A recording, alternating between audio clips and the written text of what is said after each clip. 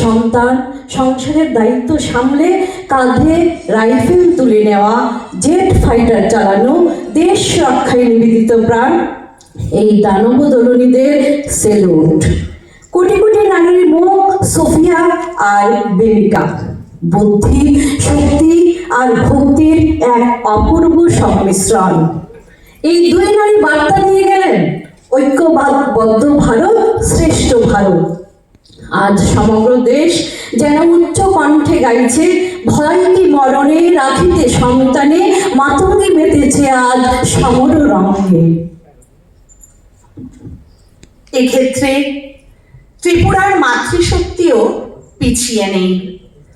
আর সেই সম্মান, খ্যাতি, যশের চরম শিখরে ত্রয়ী নারী শক্তি, ত্রয়ী মাতৃবন্দনা আমাদের AVRSM-এর মাতৃশক্তি সম্মেলন 2025-এর তরফ থেকে।